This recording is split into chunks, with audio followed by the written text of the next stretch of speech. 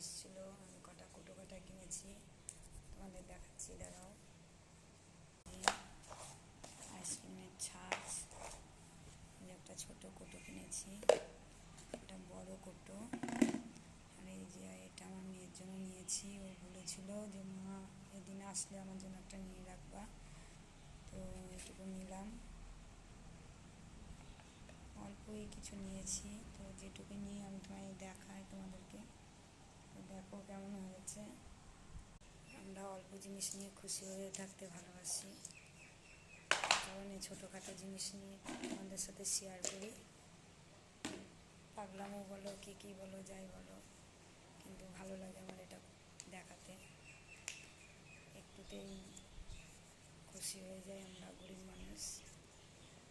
বড় লোক হলে অনেক অনেক বড় জিনিস দেখাতাম, কিন্তু আমরা তো গরিব, বেশি জিনিস দেখাতে পারছি না। তো কুটো কাটাগুলো কেমন হয়েছে তোমরা কমেন্ট করে জানিও।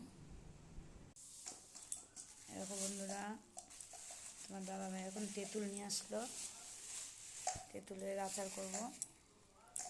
আর এই যে খেজুর নিয়ে এসছে, আমার মাথা টাথা ঘুরে খুব, তার জন্য খেজুর নিয়ে এসছে খাওয়ার জন্য। খাওনি আইসক্রিম? খাওনি? আইসক্রিম খেলে আমার জন্য নিয়ে আসলাম না। দুদিন ধরে পাড়াতেও আসছে না আইসক্রিমটা।